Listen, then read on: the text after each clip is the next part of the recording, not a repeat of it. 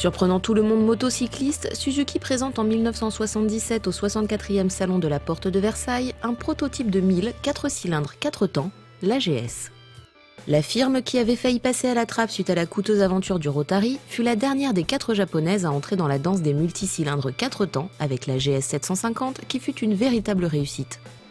La GS 1000 s'annonce donc basée comme sur la GS 750, la 7,5 la plus légère du moment, dotée d'un moteur remarquable et d'un comportement dynamique d'excellent niveau. Suzuki a donc cherché à conserver les atouts de la petite GS en concevant la 1000. Un allongement de la course et un suralésage amènent la cylindrée à 997 cm3. Le moteur de la 1000 est même plus léger que celui de la 750. 5 vitesses, un cadre en acier tubulaire, les similitudes sont multiples entre les deux GS. Selon les pays et leurs normes anti-pollution, la 1000 développe de 83 à 90 chevaux. Sans doute la meilleure 1000 de son époque. 2 ans plus tard, en ajoutant la lettre S à sa GS, Suzuki franchit un cap. C'est la première de la série des Superbikes qui exploite l'image de la Superbike USA. Et Suzuki crée une réplique avec le montage d'une petite tête de fourche. Une ligne sympa, mais surtout toute l'aura des victoires du Californien Wes Cooley et de la préparation Yoshimura. Basée sur la GS 1000E, la S première génération arrive en 1979. Plus d'amortisseurs pneumatiques, jantes arrière de 18 au lieu de 17 et assistance à air de la fourche. Elle respire la sportivité directement issue de la version course et de son numéro 34.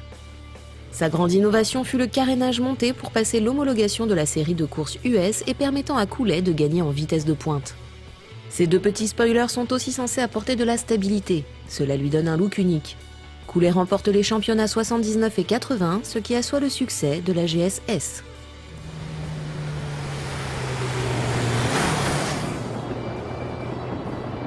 On est passé de la génération des roadsters des années 70 où il n'y avait pas de carénage à cette moto avec une amorce de petit carénage très emblématique de cette période.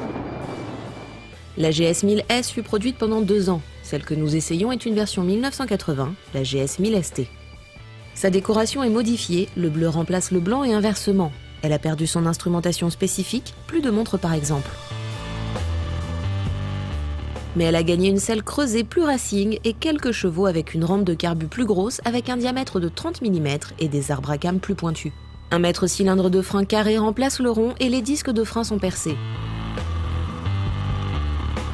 On note aussi des clignots rectangulaires à la place des ronds et la disparition de l'arceau passager à l'arrière de la selle.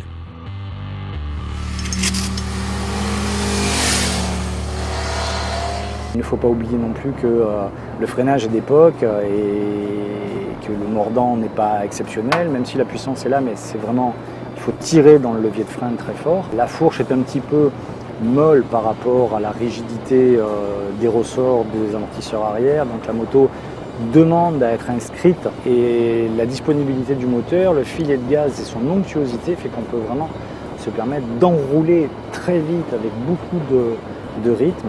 La GS 1000S est basée sur une 4 cylindres double arbre 4 soupapes, un moteur qui est réellement fantastique à l'utilisation, qui est très souple, très disponible et qui en même temps délivre dans le cas de cette 1000 une véritable puissance élevée puisqu'on est à 97 chevaux à haut régime. La dernière version que nous essayons aujourd'hui, qui est la ST, bénéficie de plus gros carburateurs, bras cam un petit peu différents. Elle en profite pour gagner 4 chevaux. Et la longe du moteur à haut régime est remarquable, même si c'est un moteur qui a de l'inertie. On sent vraiment énormément de puissance, de couple et de puissance.